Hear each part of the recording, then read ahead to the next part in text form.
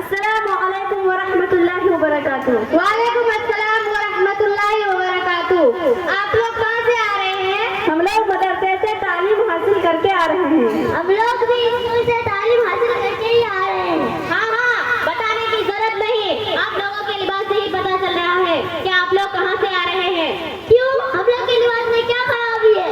آپ لوگوں کے لباس دین کے مطابق نہیں، اس میں کیا خرابی ہے؟ ہم بھی تو لباس میں ہیں۔ جی بہن جی، ہم نے کب کہا کہ آپ لباس میں نہیں ہیں؟ ہم تو یہ کہہ رہے ہیں کہ آپ اسلامک لباس میں نہیں ہیں۔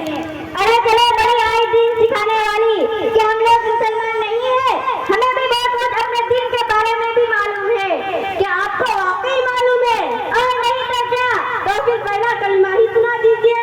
پہلا کلمہ طیب، لا الہ الا اللہ محمد رسول اللہ۔ استغفر اللہ بہن، آپ لوگ نے تو کلمہ کا بیڑا غرق کر دیا۔ کلمہ ایسے پڑھا نہیں جاتا ہے۔ میری بہن سے سنے کلمہ کیسے پڑھا جاتا ہے؟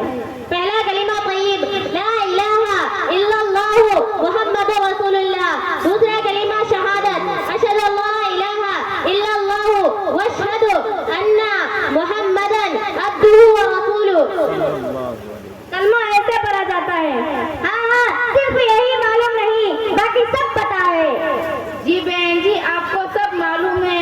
آپ نہاتے تو ضرور ہوں گے، ہر دن نہیں تو جمعہ تو ضرور نہاتے ہوں گے۔ اور نہیں تو کیا؟ ہاں نہاتے ہیں، ہر دن نہاتے ہیں۔ پھر غسل کا فرائض ہی بتا دیجیے۔ یہ تو مجھے بھی معلوم ہے، میرا دادا نے مجھے سکھا دیا تھا۔ غسل کے 3 فرائض ہوتے ہیں۔ ایک بالکل درست بتائیے کیا کیا ہے؟ نمبر 1 گرم پانی، نمبر 2 صابن پانی، نمبر 3 پورے بدن میں بارش پانی۔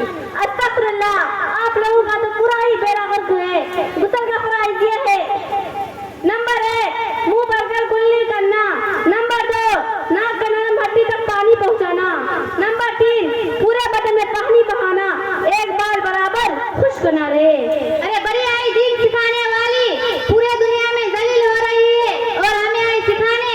تمیز سے بات کر، آپ لوگوں کے اسکول میں یہی سکھائے جاتے ہیں کیا؟ ہاں تمہیں تو بڑی تمیز ہے، تمہارے مدرسے میں یہی سکھایا جاتا ہے کیا؟ مدرسے کی بات نہ کر، اسکول کی بھی بات مت کر۔ اسکول میں ہی اچھی پڑھائی ہوتی ہے، مدرسے میں ہی اچھی تعلیم ہوتی ہے۔ ارے بہنوں، آپ لوگ کس بات پر لڑ رہی ہیں؟ ہم کہہ رہے ہیں کہ اسکول کی تعلیم اچھی ہوتی ہے، ہم کہہ رہے ہیں کہ مدرسے کی تعلیم اچھی ہوتی ہے۔ آپ ہی بتائیے کون سی تعلیم اچھی تعلیم ہوتی ہے؟ تو ٹھیک ہے، آپ لوگ آپس میں نہ لڑیے، میں بتاتی ہوں۔ اللہ تبارک و تعالیٰ نے فرمایا ہے کہ تم اس دنیا کے خلیفہ بنائے گئے ہو، اور دوسری جگہ پر فرماتے ہیں کہ انسان اور جن کو پیدا ہی عبادت کے لیے کیا گیا ہے۔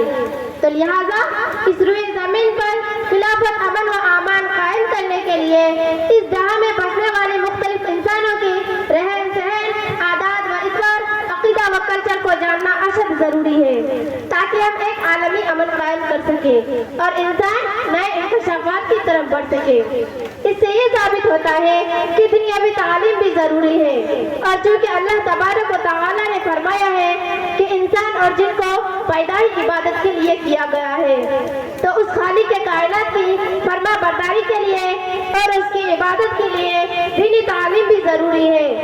تو ہم دین اور دنیاوی تعلیم کو الگ کر کے دست و گریباں ہونے کی بجائے دونوں کو ایک ساتھ لے کر چلے اور ایک دوسرے کے دست و بازو بنے۔ تعلیم وہی جو دونوں جہاں کے لیے ہو۔